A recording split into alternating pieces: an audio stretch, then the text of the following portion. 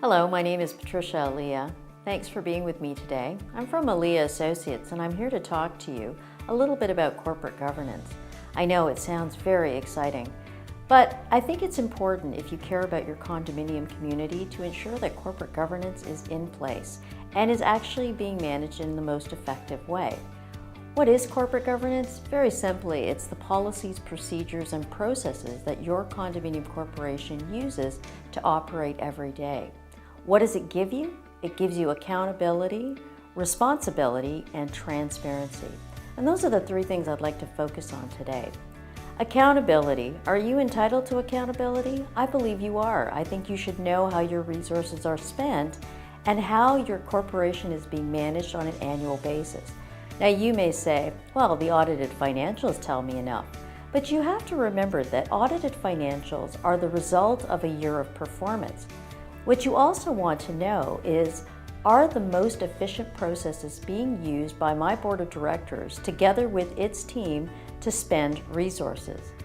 Again, responsibility is part of corporate governance. Responsibility in the corporate governance context means who is responsible for getting it done and how does it get done properly? And finally, transparency. Transparency is an issue that I hear a lot of condominium owners really care about. They want to know how their home is run. They want to know what is on the horizon for their community because it is, for most, their home. So let's talk a little bit about where corporate governance shows up. It shows up first in the Condominium Act. Under Section 17, there's a duty to manage the objects of the corporation and its assets. Section 37 takes us deeper down that path.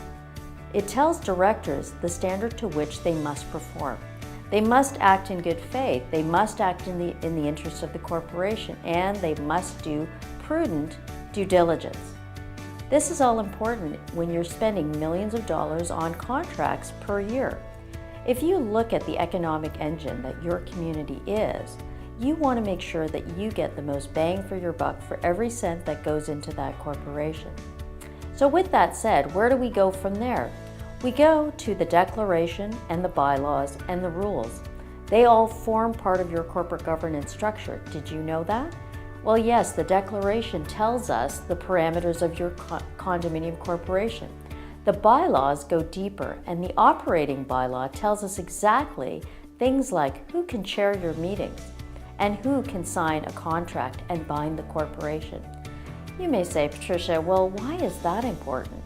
Well, some of the subtle things that we forget sometimes is that a condominium is not a typical corporation. It's a unique statutory creature. So, in profit corporations, we have a parameter called the indoor management rule, which means that if a representative of a corporation signs a contract, it's binding. But in condominiums, the indoor management rule has been held not to apply. Well, that changes the game. So if I'm the lawyer for a third party that's entering into a condo contract with your community for, let's say, balcony restoration for $2 million, what do I want to see? I want to see a signed contract. I also want to see, though, from a corporate governance perspective, a certificate of incumbency and a certified resolution. As well, I want to see your bylaw number 1, which is your operating bylaw. That tells me who has the authority to actually sign the contract. When we have all those pieces in place, we will then have, hopefully, a binding contract. So it goes a little bit deeper, but these are the ways that you are protected as an individual.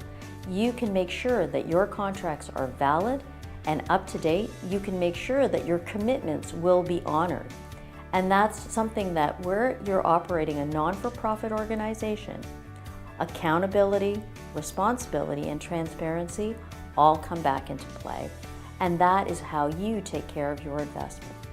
Thanks, and if you have further questions, please don't hesitate to call and check out our website because there are articles on corporate governance there for you to review.